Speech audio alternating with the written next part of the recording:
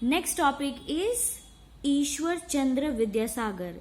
Ishwar Chandra Vidyasagar was another outstanding social and religious reformer. He was a great humanist and a champion of poor and downtrodden. The meaning of this sentence is that Ishwar Chandra Vidyasagar was another outstanding social and religious reformer. Means his main objective was to help the needy people in the socially and also in the religious form also. And he was a great humanist. That means his main objective was to help the people, to provide the people their basic human rights. That means right to live. They can do and perform any religious performance. Nobody can pressurize them.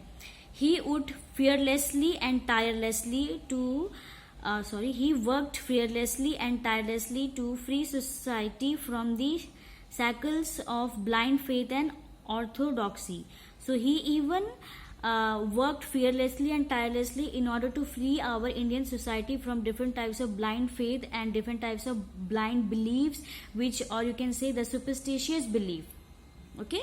The next is social reform by Ishwar Chandra Vidyasagar.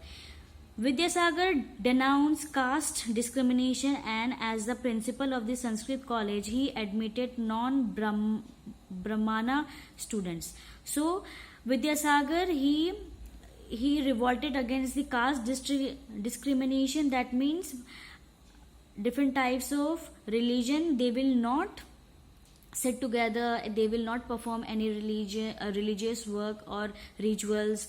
Okay. And as the principal of the Sanskrit college, he admitted non-Brahma students also. That means during those time, Brahmanas and non-Brahmanas were not allowed to sit together. Even their house, their temples, their well were different from each other. They had separate well, houses, temples, and so on. So in order to eradicate caste discrimination from our society, he had admitted non-Brahmana students in his college, that is Sanskrit college. He was strongly opposed to the monopoly which the Brahmanas had on the study of Sanskrit and the ancient of Vedic text. He also strongly opposed on the monopoly. That means only one person have the authority.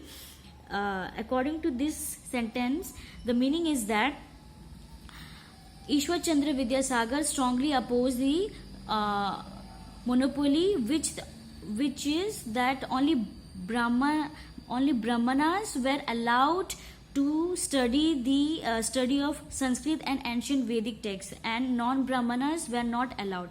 So according to him, he had started revolting against the caste discrimination, and finally he started opposing the monopoly that only Brahmanas were allowed to read or study about the Sanskrit and ancient Vedic texts. But later on he allowed the non-Brahmana student also in his college, and by doing that he had stopped the monopoly which only the Brahmana students were allowed to read the Sanskrit and ancient Vedic texts. Later on, even the non-Brahmana students were also allowed to study the Sanskrit and different ancient texts. He was receptive to Western philosophy and culture, and his principles represented a happy blend of the best of the East and the West. So he was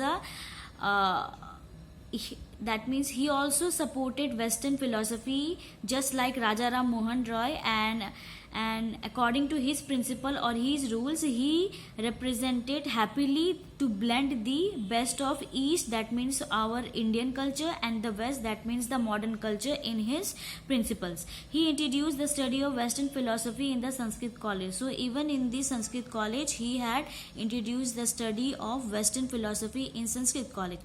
Next, Vidyasagar's most outstanding contribution to social reform was his effort to improve the status of women in society. So one of the contribution by the Ishwar Chandra Vidyasagar was that he supported or he improved the status of women in the society. Earlier, women were treated in a very badly or in a very bad manner, as compared to the men. They were not given much importance, but after the